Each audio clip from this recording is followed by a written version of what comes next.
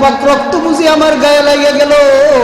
আল্লাহর রাসূল ওনার মুখের মধ্যে দইরা বলেন, এ সাহাবী, নাফাক কইস না, নাফাক বলিস না, নাফাক বলিস না।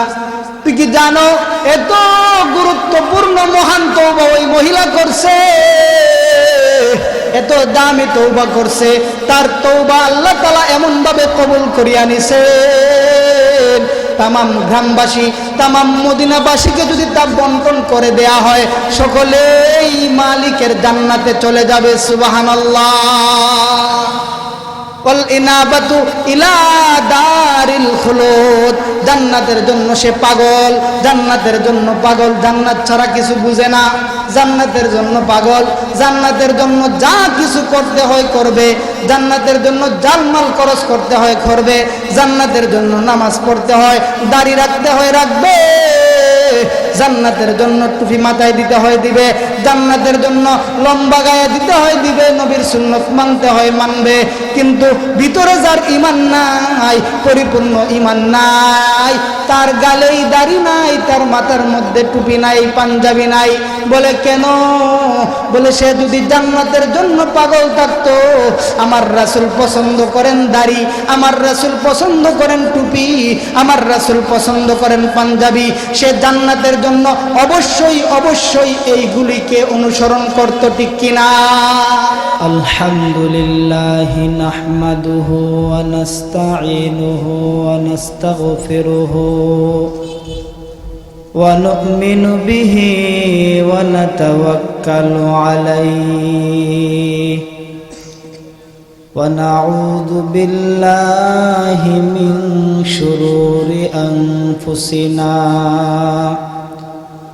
ومن سيئات أعمالنا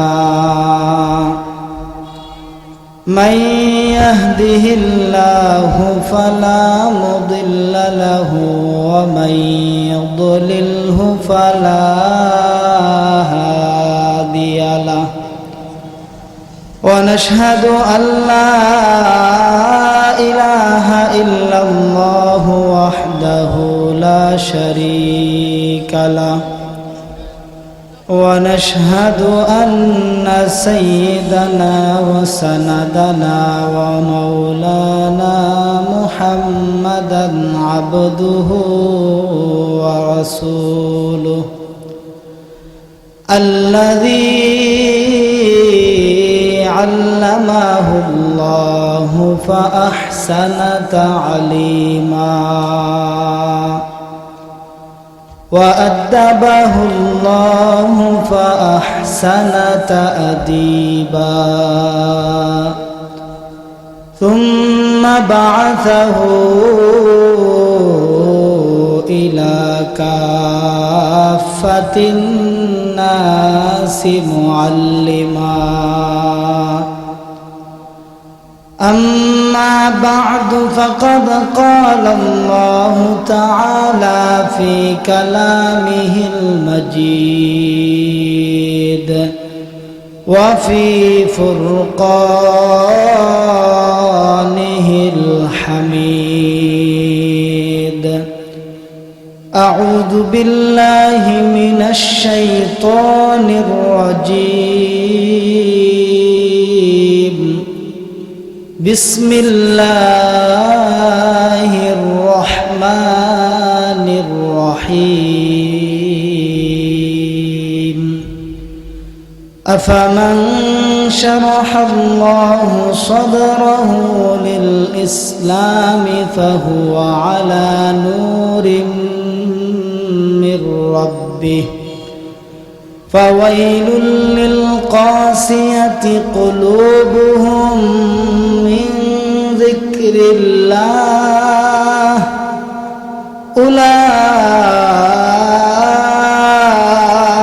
أولئك في ضلال مبين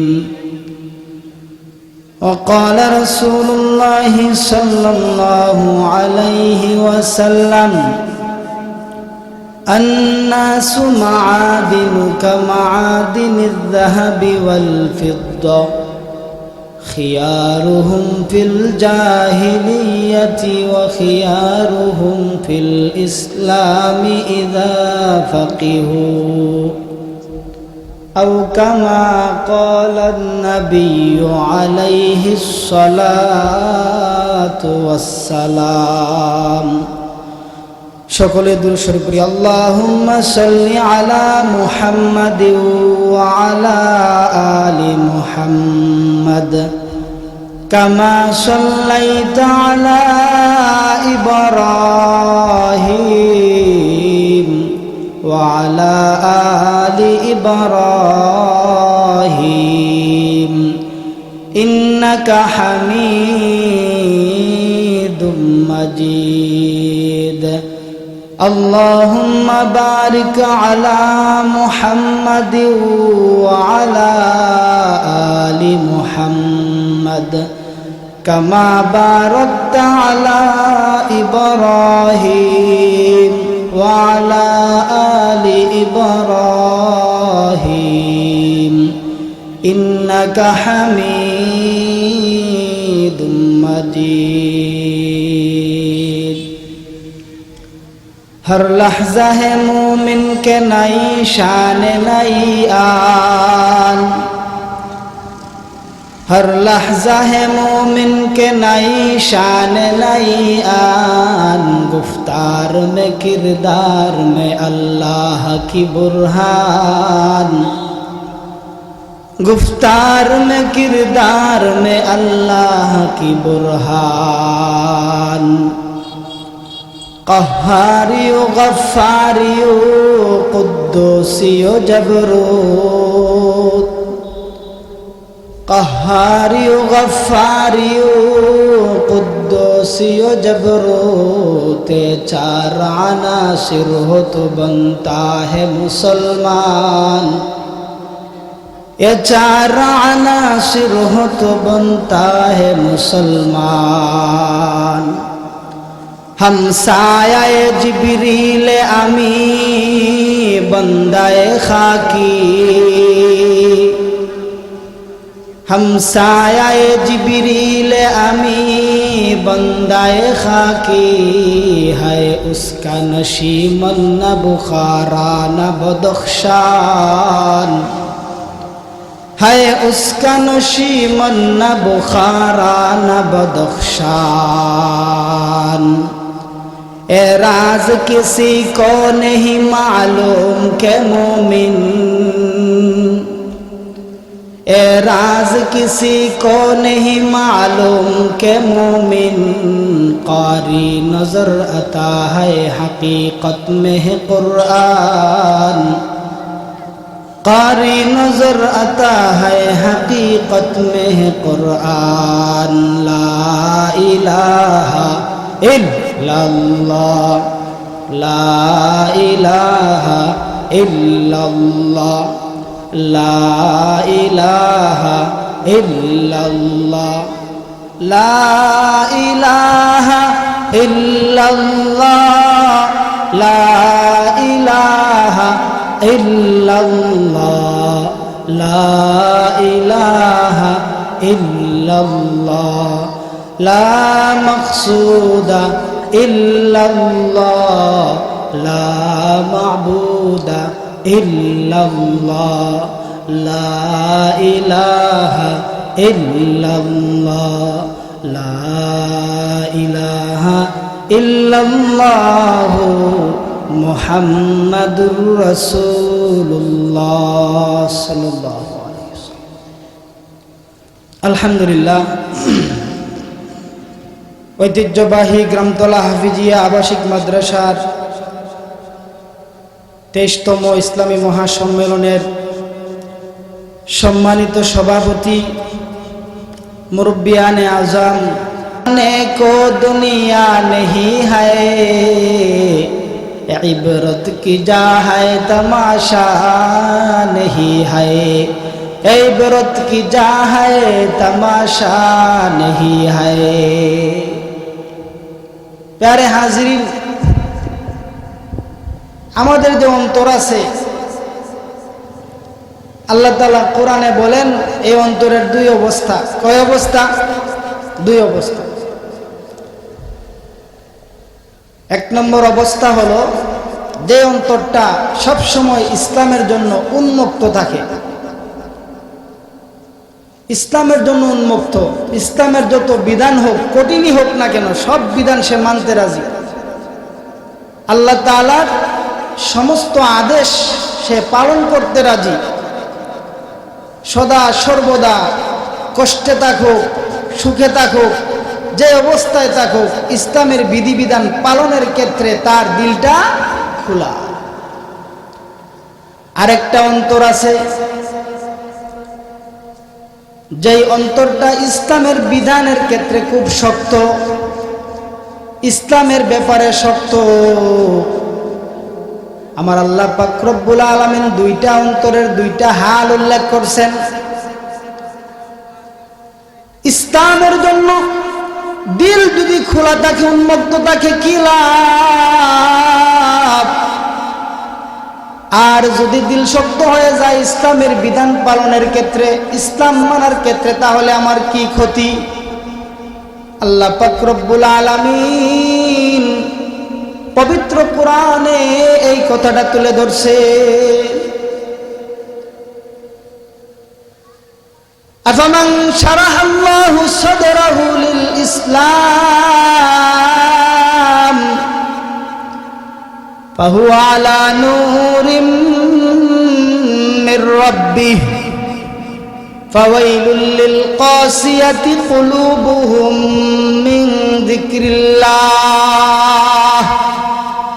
উলাইকা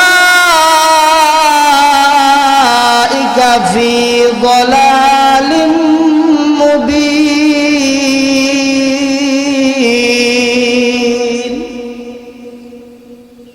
আল্লাহ পাক রব্বুল আলামিন বলেন, বান্দার অন্তরের দুই অবস্থা।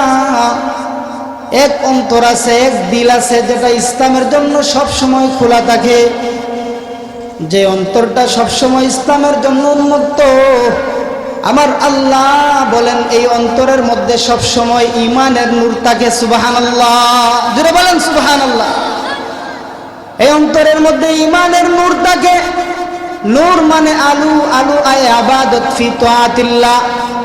এই অন্তরটা সব সময় আল্লাহর ইবাদতের মধ্যে কাটে। কোনো মাসিয়াতের অন্ধকার, গুনার অন্ধকার তার দিলের ভিতরে ঢুকতে পারে না। সে নামাজ বাদ দিতে পারে না, দিনের কোনো কাজ বাদ দিতে পারে না।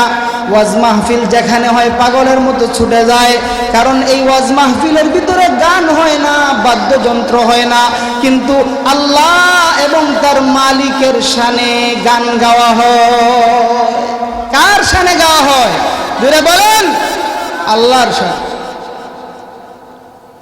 গান গাইতে হলে কার গান গাইব? আল্লাহর গান।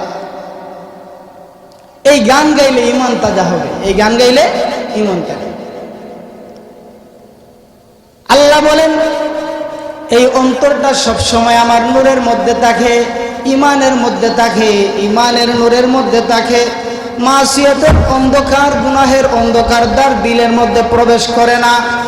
দ্বিতীয় নম্বর অন্তর হলো যে অন্তরটা ইসলামের বিধান মানার ক্ষেত্রে খুব শক্ত, খুব শক্ত। আজান শুনলেও তার দিলের মধ্যে নামাজের কথা চিন্তা হয় না। রোজা মাস আসলে রোজার কথা তার দিলের মধ্যে চিন্তা হয় না। হজের আজান হলে, হজের মৌসুম আসলে হজ করার কথা তার চিন্তা হয় না। যাকাতের সময় আসলে যাকাতের কথা তার দিলের মধ্যে ওঠে না। আল্লাহ পাক রব্বুল আলামিন বলেন এমন শক্ত অন্তর যেগুলি আছে, উলাইকা ফি যালালিম মুবিন, তারা স্পষ্ট গুমরাহির মধ্যে আছে। নাউজুবিল্লাহ। কিসের মধ্যে আছে? গুমরাহির মধ্যে। আর যাদের দিলটা ইসলামের জন্য খোলা, তারা আল্লাহর নূরের মধ্যে আছে, ঈমানের নূরের মধ্যে। এক মনিবের গোলাম ছিল, গোলাম খুব পরহেজগার গোলাম, নামাজি গোলাম। এক সময় আজান হলো, মনিব ছিল খারাপ, নাফরমান মনিব, নামাজ পড়তো না। গোলাম গিয়া বলল, ও মনিব আমাকে ডাকতেছেন আল্লাহ, আমার আল্লাহ আমাকে ডাকতেছেন, আমাকে নামাজে যাওয়ার অনুমতি দেন। গোলাম মনিব বলে, আরে সে তো নামাজের কথাই বলছে, আমি তো নামাজ পড়ি না, আমি তো নাফরমান, আমি তো গুনাহগার। আসলে আল্লাহ শব্দ বলার সাথে সাথে মনিবের অন্তরের মধ্যে একটা প্রভাব পড়ছে, তাসির পড়ছে। মনিব রাজি হয়ে গেছে, যাও নামাজে যাও, কিন্তু জলদি চলে আসবা, দেরি করবা না। নামাজের মধ্যে গুলাম গেল, গিয়া নামাজ যেমনে পড়তেছে নামাজ থেকে আর বের হয় না। একে একে সমস্ত মুসল্লিরা বের হয়ে গেল, কিন্তু ওই গুলামের নামাজ শেষ হয় না। মনিব বাধ্য হয়ে গুলামের কাছে গিয়ে ডাক দিল, কিরে গুলাম, সবার নামাজ শেষ, তুমি এখনো মসজিদের ভিতরে কেন? মসজিদ থেকে বার হও, তোমাকে তো অল্প সময়ের জন্য মসজিদে দিলাম। গুলাম বলে আরে বের হতে তো চাই, কিন্তু যেই মালিক আমাকে মসজিদে টেনে আনছেন ওই মালিক আমাকে বের হতে দেয় না। সুবহানাল্লাহ, জোরে বলেন সুবহানাল্লাহ।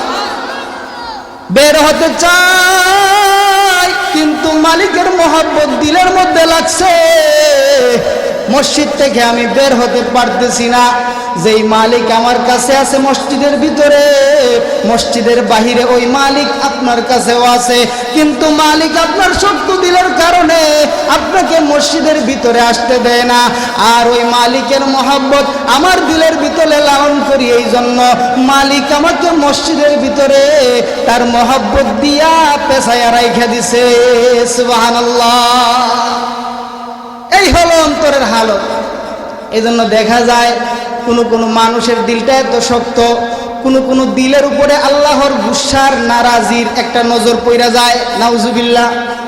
আর কোনো দিলের উপরে আল্লাহর মহব্বতের নজর পড়া যায়।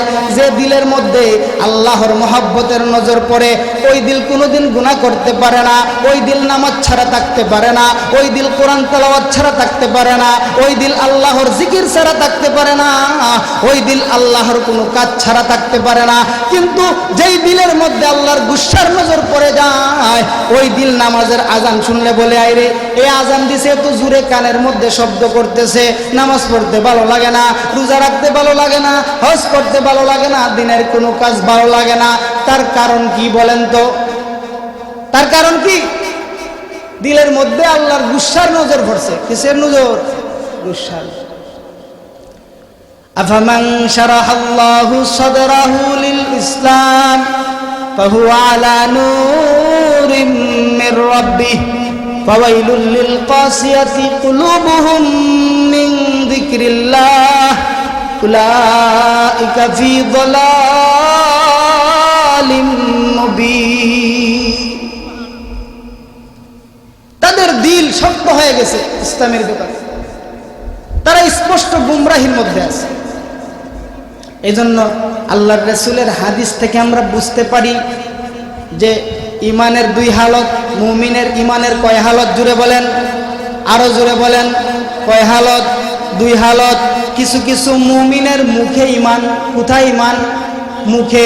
আর কিছু মুমিনের বুকে ইমান। মুখের ইমান আর বুকের ইমান কি এক? বলেন, মুখের ইমান আর বুকের ইমান এক না। মুখের ইমান ডাকাতি হয়, চুরি হয়, কিন্তু বুকের ইমান ঝাজরা হয়, তবু বিক্রি হয় না, বিচ্ছিন্ন হয় না। সুবহানাল্লাহ। আর মুখে ইমান যার, সে হলো মুনাফিক। সে কি? মুনাফিক।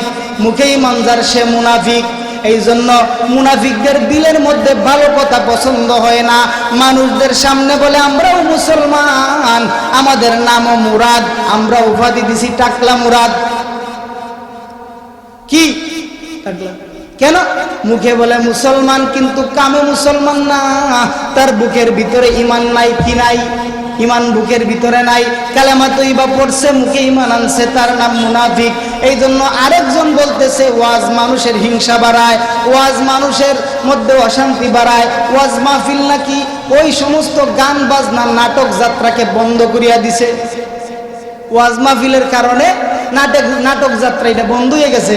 তার মনে কষ্ট, তার মনের কষ্ট। বলে গান শুনলে, বাজনা শুনলে অন্তরের মধ্যে একটা কোমলতা ভাব সৃষ্টি হয়, আর ওয়াজ মাহফিল শুনলে নাকি অন্তরে হিংসা আসে। নাউজুবিল্লাহ। জোরে বলেন নাউজুবিল্লাহ।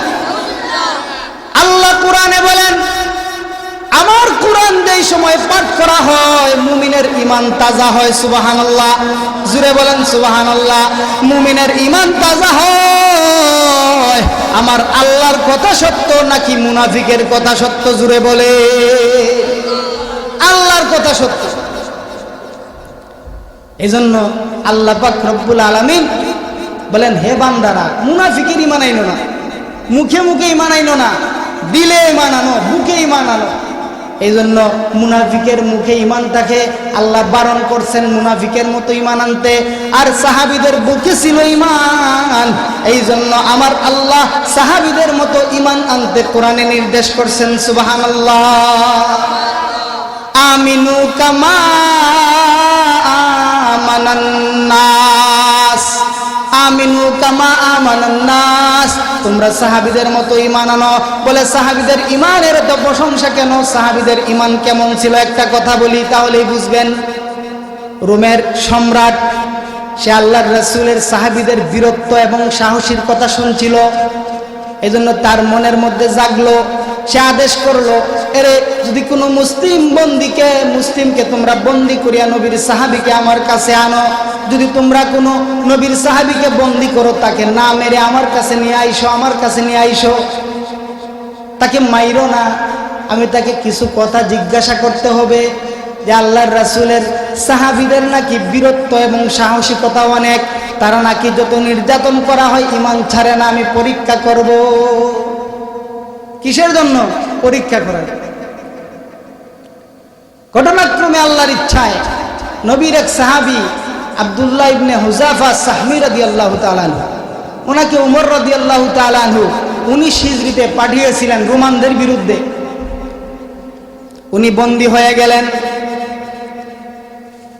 বন্দী হওয়ার পরে ওই রোমান সম্রাটের কাছে আনা হলো। রোমান সম্রাট ওনাকে লোভ দেখাইলো, লোভ।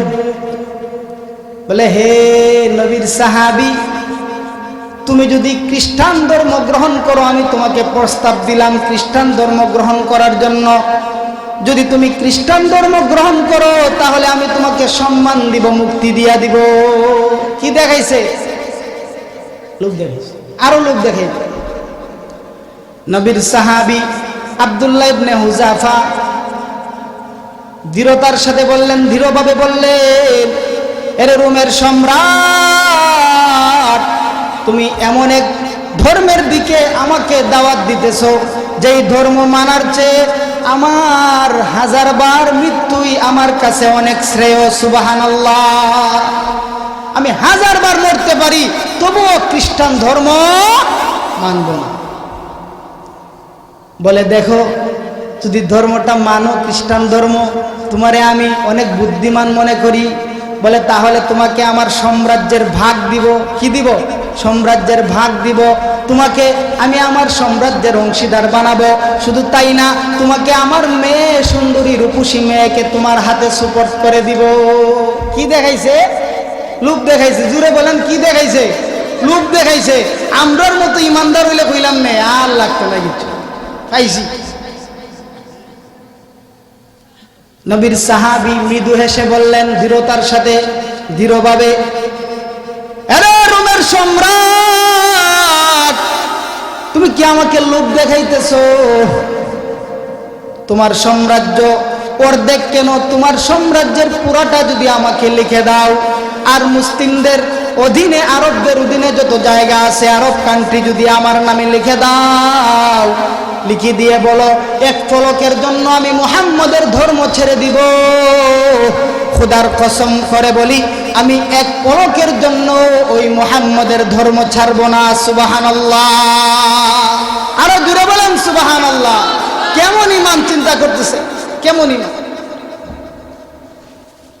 এবার বলে, যদি তুমি না মানো আমার কথা, তাহলে আমি তোমাকে হত্যা করব। বলে, যা খুশি তাই করো। বলে, ঠিক আছে। ওনাকে শুলকাষ্ঠে ছড়ানো হলো, হাত পা বেঁধে ঝুলিয়ে দেয়া হলো। এখন ওনাকে দাওয়াত দেওয়া হলো, ওরে আব্দুল্লাহ ইবনে হুযাফা, আমি তোমাকে বুদ্ধিমান মনে করি, আসো খ্রিস্টান ধর্ম মানিয়া নাও, আমি তোমাকে হত্যা করব না, ছেড়ে দিব। বলে, না না, আমি খ্রিস্টান ধর্ম মানব না, আমি আমার নবীর কাছে গিয়া কালেমা পড়ছি, ওই ধর্ম এক পলকের জন্য ছাড়বো না। বলে তাহলে তোমাকে হত্যা করব। বলে করেন। এমত অবস্থায় আব্দুল্লাহ ইবনে হুযাফা যেন ভয় পান, এই জন্য আরেকটা মুসলিম বন্দীকে সামনে নিয়ে আইসা বড় এক কড়াইয়ের মধ্যে তেল দিয়া তেলকে ফুটানো হলো। কি করা হলো? ফুটানো হলো। তেল টকবক টকবক করতেছে। এত উত্তপ্ত গরম তেলের মধ্যে ওই মুসলিম বন্দীকে ফেলে দেওয়া হইল। সাথে সাথে উনার চামড়া খসে খসে পুইরা হাড্ডিগুলো একটা আরেকটা থেকে ছুটে উনি শহীদ হয়ে গেলেন। সুবহানাল্লাহ। আব্দুল্লাহ ইবনে হুযাফাকে ভয় লাগায়। কি লাগায়? ভয় লাগায়। তবুও তো না উনি ইসলাম ধর্ম ছাড়ে না। উনাকে এখন ফালানোর জন্য কড়াইয়ের মধ্যে আনা হয়েছে সামনে। যখন উনাকে সামনে আনা হয়েছে, উনার চোখ বেয়ে বেয়ে চোখ গড়িয়ে পানি পড়তেছে। বাদশা মনে করছে কিরে, মনে হয় ওই গরম তেল দেখে কড়াই দেখে ভয় পাইছে।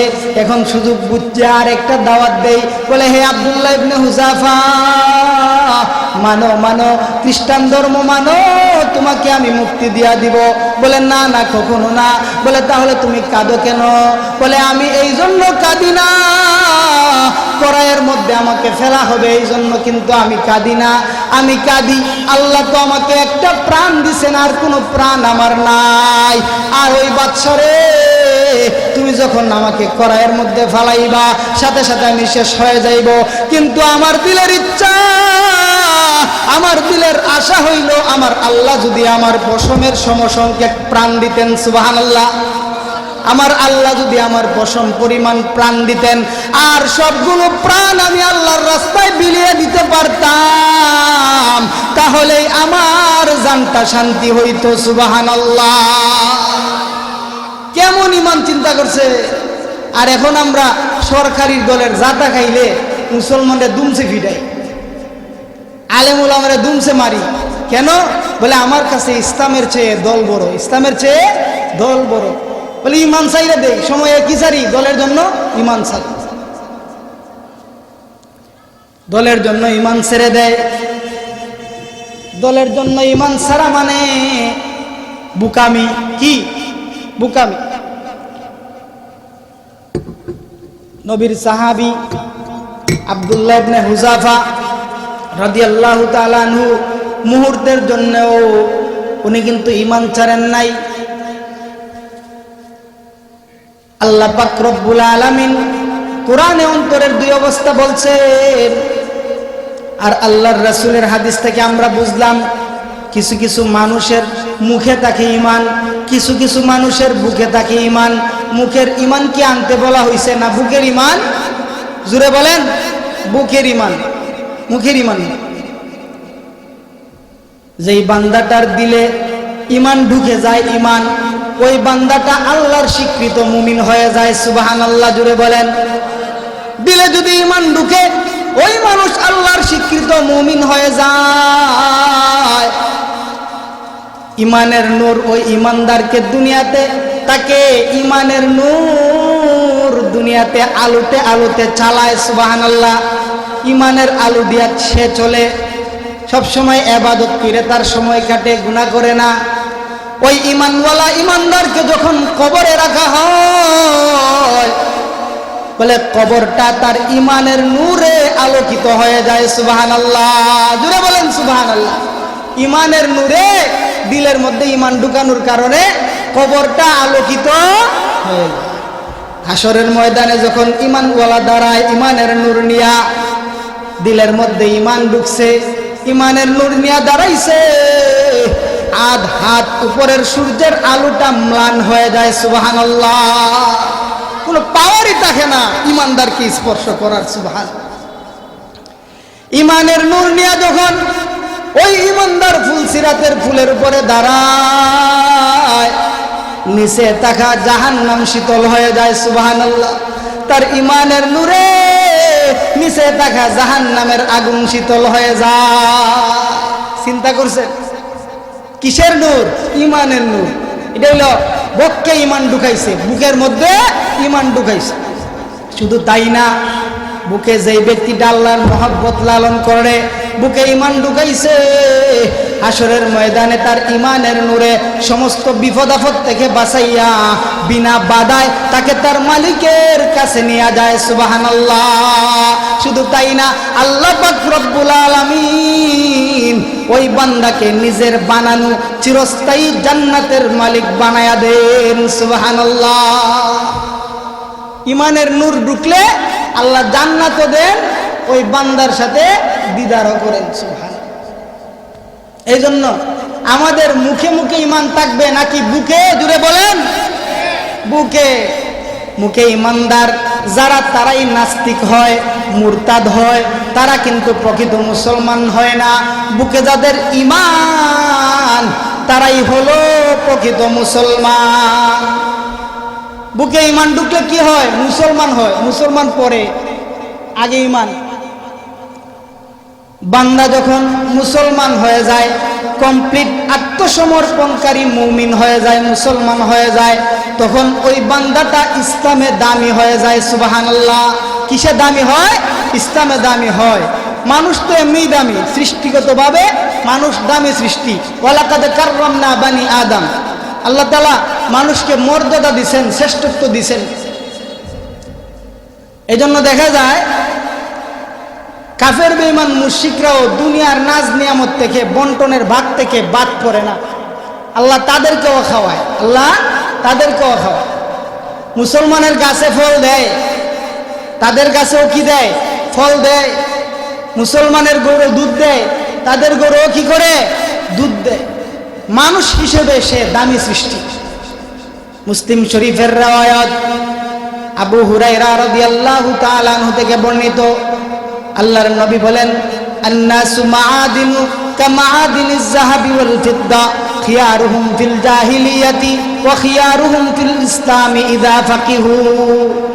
স্বর্ণ রূপা এগুলি তো সৃষ্টিগতভাবে কি দামি। স্বর্ণ রূপার দাম কি? মূলগত যে দাম আছে, সরকারে কি বাড়াইতে পারে, কমাইতে পারে? না, এটা দামি।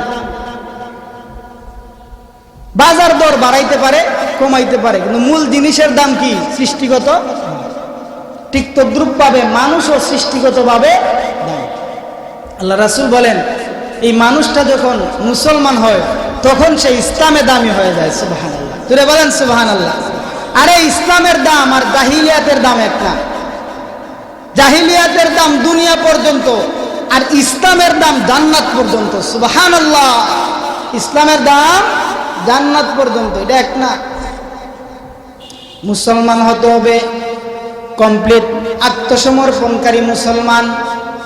যদি আমি কমপ্লিট আত্মসমর্পণকারী মুসলমান হয়ে যাইতে পারি, তাহলে আমার মালিক আমাকে মহব্বত করতে শুরু করবেন, আর আমার দিলের মধ্যেও আমার মালিকের মহব্বত চালু হয়ে যাবে। সুবহানাল্লাহ। আল্লাহর নবী হাদিসের মধ্যে বলেন, কোন বান্দার বুকে যদি ইমান ঢুকে, কি ঢুকে? ইমান। এটা প্রকাশ হয়ে যায়। সুবহানাল্লাহ। কি হয়ে যায়? প্রকাশ হয়ে যায়, বিকশিত হয়ে যায়। কোন বান্দার দিলে যদি ইমান ঢুকে, এটা প্রকাশ হয়ে যায়, বিকশিত হয়ে যায়।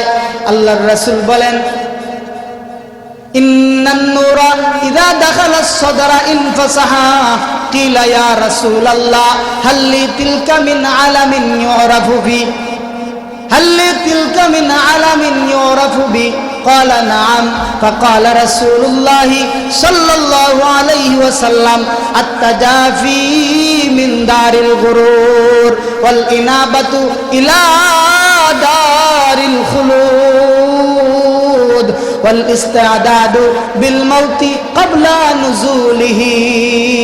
ইমান যদি কারো ভিতরে ঢুকে যায়, বইসা যায়, পাইখা যায়, তাহলে এটা প্রকাশ পাওয়া যায়, বিকশিত হয়ে যায়। আমাদের বুজুর্গরা উদাহরণ দিতে গিয়া বলেন, আম পাকলে যেমন আমের উপরে কালার আসে যায়, রং আইসা যায়, ইমানদারের দিলের ভিতরে ইমান যখন ঢুকে ওইটাও প্রকাশ পাওয়া যায়। কাঁঠাল পাকলে যেমন কাঁঠালের ঘ্রাণ বাহিরে চলে আসে, ভিতরে যদি কেউ ইমান ঢুকাইতে পারে তাহলে এইটাও প্রকাশিত হয়ে যায়, এইভাবে বাহিরে চলে আসে। সুবহানাল্লাহ। বলে যদি ইমান ভিতরে ঢুকে ওটা তার চোখ দিয়া প্রকাশ পায়, ওটা তার চোখ দিয়া প্রকাশ পায়, ওটা তার হাত দিয়া প্রকাশ পায়, ওটা তার পা দিয়া প্রকাশ পায়, ওটা তার মুখ দিয়া প্রকাশ পায়, কথায় কথায় প্রকাশ পায়, কলমের আগা দিয়া প্রকাশ পায়, চলতে ফিরতে সব কিছুতে ওই ইমানের নূর প্রকাশ পেয়ে যায়। সুবহানাল্লাহ। সাহাবায়ে কেরাম বলেন, কিলা ইয়া রাসূলুল্লাহ হাল্লি তিলকা মিন আলামিন ইউরাফু বি। ওগো আল্লাহর রাসূল, ইমানের নূর যে ঢুকে এটা কিভাবে আমরা বুঝবো? বুঝা লাগবো না? বুঝা লাগবে। বলে ইমানের নূর যে ঢুকে এটা বুঝবো কিভাবে আমরা? আল্লাহর রাসূল বলেন, এটা বুঝার তিনটা অবস্থা। কয়টা অবস্থা জুড়ে বলেন? আরো জুড়ে বলেন, কয়টা অবস্থা? তিনটা অবস্থা। ইমান আপনার ভিতরে আমার ভিতরে ঢুকছে কিনা তা বুঝতে গেলে কয়টা অবস্থা জুড়ে বলেন? তিনটা অবস্থা। মন দিয়া শুনবেন, কয়টা অবস্থা? তিনটা অবস্থা বুঝতে হবে। এক নম্বরে আত্তাজাফি মিন দারিল গুরুর। আল্লাহর রাসূল বলেন, যদি কারো দিলের ভিতরে ইমান ঢুকে যায়, ইমান বসে যায়, তাহলে তার দুনিয়ার সাথে একটা কতে তাল্লুক এসে যায়, দুনিয়ার সাথে তার সম্পর্ক হালকা হয়ে যায়, আল্লাহর সাথে তার সম্পর্ক গাঢ় হয়ে যায়। সুবহানাল্লাহ। ইমান যদি বুকে ঢোকে তাহলে আল্লাহর সাথে তার সম্পর্ক শক্ত হয়ে যায়, গাঢ় হয়ে যায়, আর দুনিয়ার সাথে সম্পর্ক দুর্বল হয়ে যায়। বলে এটা বুঝবো কিভাবে? আল্লাহর সাথে সম্পর্ক গাঢ় হয় কিভাবে, দুনিয়ার সাথে সম্পর্ক দুর্বল হয় কিভাবে? বলে এটাও বুঝার উপায় আছে। আজান শুনে সে যে দোকানে বসে থাকে, আজান শুনে যে গল্প গুজবে বসে থাকে, আজান শুনে যে নামাজে আসে না, বুঝা গেল ব্যবসা গল্প গুজব দুনিয়া তার কাছে বড়, ঠিক কিনা? বুঝা গেল দুনিয়া তার কাছে বড়, আল্লাহর বিধানের তুলনায়, আল্লাহর তুলনায় দুনিয়াকে সে প্রাধান্য দিছে। এখনো সে মুমিন হইতে পারে নাই। তার দিলে যদি ইমান ঢুকাইতে হয়, যদি বুঝতে হয়, সেটা হবে আল্লাহর সাথে সম্পর্ক রাখতে হবে, দুনিয়ার সাথে সম্পর্ক কমাইতে হবে। বলে আল্লাহর সাথে সম্পর্ক কিভাবে হয়? আজান শুনছে দোকান লাগাইয়া, আজান শুনছে গল্প গুজব বাদ দিয়া, চাকরি সব কিছু বাদ দিয়া নামাজের মধ্যে দৌড়ায় চলে আসে। আজান শুনছে, হজের আজান হজে যায়, যাকাতের সময় যাকাত দেয়, সব কিছু করতে রাজি, সব কিছু করতে রাজি। বুঝা গেল সে দুনিয়াকে প্রাধান্য দেয় নাই, তার কাছে তার আল্লাহর বিধান হলো বড়, ঠিক কিনা? তার রাহে দুনিয়া পে লেকিন, রাহে দুনিয়া পে লেকিন বিলকুল ইস দুনিয়া সে বেতাল্লুক হে, फिरे दरिया पे हरगिज न कब्रू को लगे पानी, फिरे दरिया पे हरगिज न कब्रू को लगे पानी। দুনিয়ার উপরে থাকবে, দুনিয়ার উপরে চলবে, কিন্তু দুনিয়া তার গায়ে লাগবে না। সুবহানাল্লাহ। দুনিয়া তার গায়ে লাগে না, তার মানে কি? দুনিয়ার জন্য সে পাগল না। পাগল কার জন্য জুড়ে বলেন? আমরা পাগল হব কার জন্য? আল্লাহ। দুই নম্বরে আল্লাহর রাসূল বলেন, ওয়াল ইনাবাতু ইলা দারিল খুলুদ।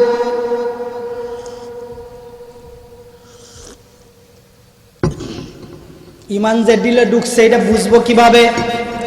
ওয়াল ইনাবাতু ইলা দারিল খুলুদ।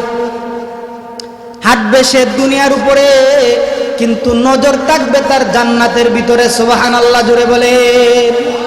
হাঁটবে দুনিয়ার উপরে, কিন্তু নজর থাকবে কই? জান্নাতে।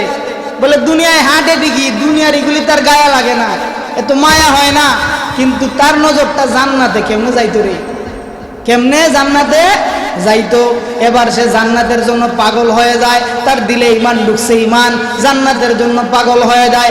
জান্নাতের জন্য যদি কিছু করতে হয় করবে, জান খরচ জান দিতে হয় জান দিবে, মাল দিতে হয় মাল দিবে, নামাজ পড়তে হয় নামাজ পড়বে, রোজা রাখতে হয় রোজা রাখবে, স্ত্রীকে পর্দায় রাখতে হয় পর্দায় রাখবে, নিজে কোরআন পড়তে হয় কোরআন পড়বে। এক কথায় জান্নাতের জন্য ওই আল্লাহর বান্দা পাগল হয়ে যায়। কিসের জন্য পাগল হয়? এখন তো বুঝেন আমার ভিতরে ইমান ঢুকছে কিনা। আমি আল্লাহর জান্নাতের জন্য পাগল, নাকি বিবির জন্য পাগল, সন্তানের জন্য পাগল, নাকি দুনিয়ার জন্য পাগল? বুঝে নিব আমি নিজেই, আমি পরিপূর্ণ ইমানদার কিনা, ঠিক কিনা নিজেই বুঝতে পারব। পরিপূর্ণ ইমানদার হইছি কি? জান্নাতের জন্য আল্লাহর রাস্তায় গিয়ে রক্ত দিতে হয়, দিবে, ভয় পাইবে না। বুলেট বোমাকে ভয় পাইবে না। কিসের জন্য জুড়ে বলেন, আরো জুড়ে বলেন। জান্নাতের জন্য। কিসের জন্য? জান্নাতের জন্য। যদি পাথরের আঘাতে আঘাতে মরতে হয় তাও মরতে রাজি জান্নাতের জন্য।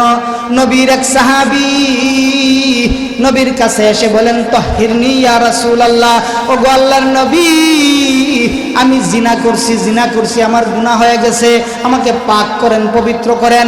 আল্লাহর রাসূল বারবার ফিরিয়ে দেন, আবার আসে, তাহহিরনি ইয়া রাসূলুল্লাহ, ও গো আল্লাহর রাসূল, আমি গুনাহ করছি, আমি জিনা করছি, আমার ভুল হয়ে গেছে, আমাকে পাক করেন। যদি এই জিনার গুনাহ নিয়ে আমি কবরে যাই, জাহান্নামের আগুন কিন্তু আমি সহ্য করতে পারবো না, মাওলার নারাজি সহ্য করতে পারবো না, জাহান্নামের আগুন সহ্য করতে পারবো না, জাহান্নামে যাইতে চাই না, এই দুনিয়ায় পবিত্র হয়ে যাইতে চাই, আমাকে পবিত্র করেন। সুবহানাল্লাহ বলে পবিত্র করেন। আল্লাহর রাসূল ফিরাইয়া দিয়েছেন, যাও, তোমার পেটে বাচ্চা প্রসব হলে তারপরে আইসো। বাচ্চা প্রসব করার পরে আইসা বলে, ও আল্লাহর রাসূল, এই দেখেন বাচ্চা প্রসব হয়ে গেছে, তাহহিরনি, আমি জান্নাতের জন্য পাগল, আমাকে জলদি করে আপনি পবিত্র করেন। আল্লাহর রাসূল বলেন, যাও, আবার যাও, বাচ্চা যেদিন দুধ ছাড়বে, বাচ্চা যেদিন খানা খাইতে পারবে, ওই দিন আইসো। ওই মহিলা এত পাগল জান্নাতের জন্য, ওয়াল ইনাবাতু ইলা দারিল খুলুদ, জান্নাতের জন্য পাগল হয়ে গেছে। আবার বাচ্চা দুধ ছাড়ার পরে হাতের মধ্যে একটা রুটি দিয়া আল্লাহর রাসূলের দরবারে আইসা বলে, ওগো আল্লাহর নবী, এই যে দেখেন আমার বাচ্চা, এখন আমার নাফাক দুধ আর খাইতে হবে না, জানি মহিলার দুধ আর খাইতে হবে না, আমার বাচ্চা খাইতে পারে, এই যে দেখেন রুটির টুকরা, সে খাবার খাইতে পারে। তাহহিরনি, আমাকে পবিত্র করেন। আল্লাহর রাসূল আদেশ দিলেন, ও সাহাবায়ে কেরাম, যাও, তাকে সঙ্গে সার করো। আল্লাহর রাসূল তার বাচ্চাটাকে নিজের জিম্মায় রাখলেন। বাচ্চাটাকে আল্লাহর রাসূলের নিজের জিম্মায় রাইখা ওই মহিলাকে আদেশ করলেন যে রজম করো, পাথর মাইরা তাকে মেরে ফেলো। সাহাবায়ে কেরাম পাথর মারতেছেন, কেমন মুমিন, কেমন ঈমান ভিতরে ঢুকাইছে। যদিও জিনা করছে, ভুল হইছে, কিন্তু ভিতরে তার ঈমান। ভিতরে কি? ঈমান। ওয়াল ইনাবাতু ইলা দারিল খুলুদ, জান্নাতের জন্য পাগল হয়ে গেছে। প্রত্যেকটা পাথরের আঘাত আসে, শরীরের রক্তগুলো ছিটকে পড়ে, সে প্রত্যেকটা পাথরের আঘাতকে সহ্য করে নিতেছে। প্রতিটা পাথরের আঘাত আসে আর সে বলে, আশহাদু আল্লাহ ইলাহা ইল্লাল্লাহু ওয়া আশহাদু আন্না মুহাম্মাদান আবদুহু ওয়া রাসূলুহু। কেমন পাগল, মনে কোনো দুঃখ নাই, আইরে আমি তো পবিত্র হইতেছি। কিসের জন্য জুড়ে বলেন? জান্নাতের জন্য। কিসের জন্য? জান্নাতের জন্য। ভুলে যান। এক সাহাবী বড় এক পাথর নিয়ে কাছে গেলেন, জুরে একটা ঢিল মারলেন পাথর দিয়া।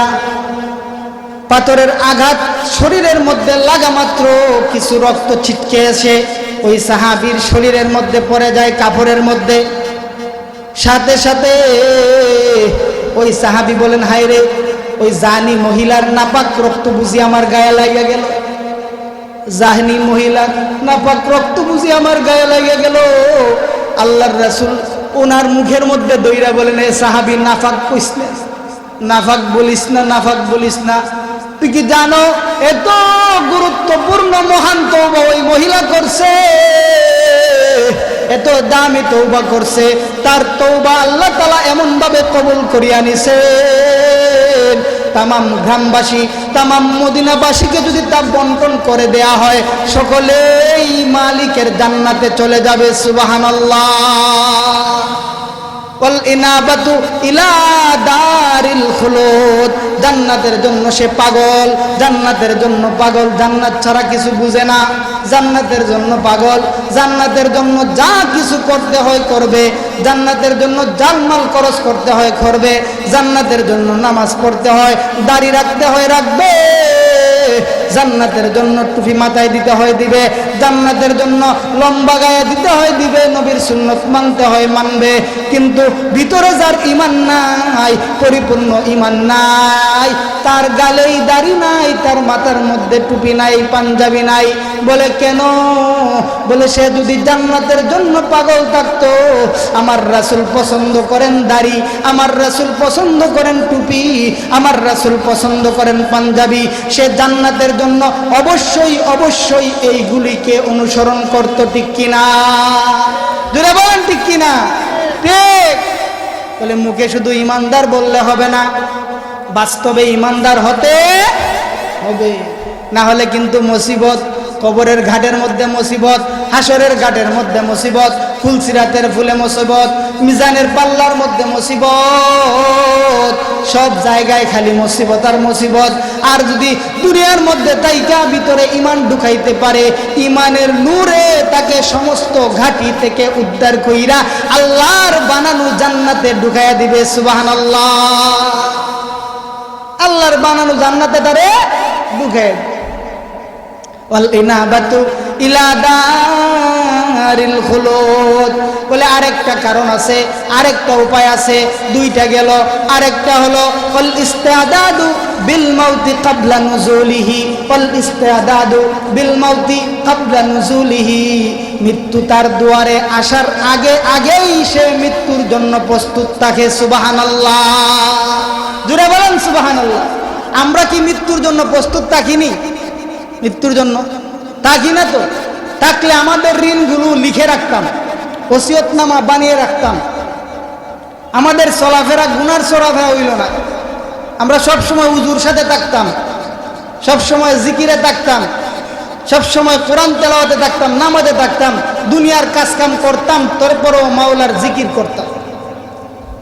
আমরা মৃত্যুর জন্য রেডি থাকি না, মৃত্যুর জন্য রেডি থাকি না। কেমনে দুনিয়ারে সাজাইতাম? হাই রে, কত মানুষ ঘর বানাইয়া আজকে নাই, ঘরে না ঢুকতেও পারে না, ঘরে ঢুকতেও পারে না। আর আমরা শুধু আছি দুনিয়া নিয়ে। আল্লাহর রাসূল বলেন, বক্কে যাদের ঈমান, তারা মৃত্যু তার কাছে আসার আগে আগেই সে মৃত্যুর জন্য প্রস্তুত থাকে, রেডি থাকে। সুবহানাল্লাহ। হাকিমুল উম্মত তানবী রহমতুল্লাহি আলাইহি ঘটনা বর্ণনা করেন। কে বর্ণনা করেন? আশরাফ আলী তানবী। এক ব্যক্তি, এক আল্লাহর বান্দা, রাস্তা দিয়ে হাঁটতেছে, রাস্তা দিয়ে যাইতেছে, ঘর থেকে বের হইছে। এমত অবস্থায় জিব্রাইল আলাইহিস সালাম আইসা তাকে সালাম দিছে, আসসালামু আলাইকুম ওয়া রাহমাতুল্লাহি ওয়া বারাকাতুহু। কে সালাম দিছে? জুড়ে বলেন। জিব্রাইল আমিনে না, আজরাইল আলাইহিস সালাম। কে সালাম দিছেন? আজরাইল আলাইহিস সালাম। মালাকুল মউত আজরাইলে সালাম দিছেন। এখন ওই ব্যক্তি বলে, মান আনতা, কে তুমি, কে আপনি রে ভাই? বলে, আমি মালাকুল মউত আজরাইল, আমি মালাকুল মউত আজরাইল। ওই ব্যক্তিটা বলতেছে, যদি আমাদেরকে বলতো তাহলে সাথে সাথেই শেষ, ভয়ে। ওই ব্যক্তিটা বলতেছে, আজরাইল, আমি কিন্তু মৃত্যুর জন্য সব সময় রেডি থাকি, প্রস্তুত থাকি। এরে ভাই আজরাইল, ওই যে দেখো আমার কাঁধে রুমাল, ওইটা কিন্তু শুধু রুমাল না, এটা আমার নামাজের মুসল্লা। আমি মাঝে মধ্যে সব সময় যেখানে যাই বিছায়া নামাজ পড়ি। বলে, আমি উজুর সাথে আছি, আমি বা উজু আছি, আমি মৃত্যুর জন্য সব সময় রেডি থাকি, প্রস্তুত থাকি রে ভাই আজরাইল। আরে আজরাইল রে, আজকে তোমার কাছে আমি এইটুকু সময় চাই, আমি আমার রুমালটা জমিনে বিছাইয়া দিব, জমিনে বিছাইয়া আমার মালিকের কদম বরাবর আমি নামাজে দাঁড়ায় যাব। আমি মালিকের কদম বরাবর তাকবীরে উলা বলে নামাজের মধ্যে দাঁড়ায় যাব। যখন আমি সিজদার মধ্যে গিয়া আমার মালিকের পায়ের মধ্যে পইরা, কদমের মধ্যে পইরা, কুদরতি কদমের মধ্যে পইরা মালিকের শানে তাসবিহ করব, সুবহানা রাব্বিয়াল আলা, সুবহানা রাব্বিয়াল আলা। ওরে আজরাইল ভাই রে, তুমি এই এই সময় আমার জানটা নিয়ে যাইও, সারা প্রস্তুত, আমি যাইতে রাজি। সে এই রকম মনোভাব নিয়ে যদি চলতে পারে, ওই রকম মনোভাব নিয়ে যদি দুনিয়াতে হাঁটতে পারে, তাহলে এই বান্দাটার কোনোদিন গুনাহ করা কি সম্ভব হবে? কি জোরে বলেন, জোরে বলেন। ফজরের সময় ঘুমায়া থাকা সম্ভব হইব? হ্যাঁ, যদি মনে করে যে এই আজরাইল নিয়ে এখন আয়। আরে যারা নামাজ পড়ে 5 ওয়াক্ত, এশারের নামাজ না পড়লে খুদার কসম তাদের ঘুম আসবে না। কে আসবে না? ঘুম আসবে না। আপনি আমি যারা নামাজ পড়ে না তারা তো ঘুমাইতেছে, বুঝে না। ফাওয়াইলুল লিল কাসিয়াতি কুলুবুহুম মিন যিকরিল্লাহ উলাইকা ফি দালালিম মুবিন। অন্তর কি হয়ে গেছে? সত্য। এই অন্তরে কি আল্লাহর মায়া থাকিনি? না, কি থাকে? গুসার নজর থাকে। কি নজর থাকে? গুসার নজর। আমরা কি চাই যে আল্লাহর গুসার নজর আমাদের দিলে পড়ুক? জুড়ে বলেন, কি চাই? আল্লাহর রহমতের নজর আমাদের দিলে। এই যে আমরা একত্রিত হয়েছি, মানুষ কি অভাব আছে? না, আমরা যারা আসতে পারছি আমাদের নসিব ভালো। কি ভালো? নসিব ভালো। যত সময় বসে আছি এত সময় সওয়াব হইতেছে। সুবহানাল্লাহ বলেন, সওয়াব হইতেছে, সওয়াব। আবার তওবা করলে যদি দোয়া হয়, যে দোয়া কি তওবা করতে পারি, আল্লাহ মাহফিলে আইছি, আজকে হুজুরের বয়ানে যা শুনলাম তা সব মানব, বক্ষে আমার ইমান ঢুকাইব, ইমানের নূরে দুনিয়াতে আমাকে আলোতে আলোতে চালাইবে, কবরে ইমানের নূরে আমাকে বাঁচাইয়া দিবে, হাসরে বাঁচাইয়া দিবে, ফুলসিরাতের পুলে জাহান্নামের আগুনকে ঠান্ডা করে ফেলাইব। যখন হাসরের ময়দানে আদাত উপরে সূর্য আসবে, তখন ওই ইমানের নূরে ওই সূর্যকে শীতল করে দিবে, ম্লান করে দিবে সূর্যের আলোকে। আমি এই ইমান ঢুকাবো। কে কে এই ইমান ঢুকাইতে চান? হাত তুলেন তো। আল্লাহ পাক রব্বুল আলামিন যেন আমাদের সকলকে এমন ইমান, বক্ষে ইমান ঢুকানোর তৌফিক দেন। সকল বলুন আমিন। ওয়া আখিরু দাওয়ানা আনিল হামদুলিল্লাহি রব্বিল আলামিন।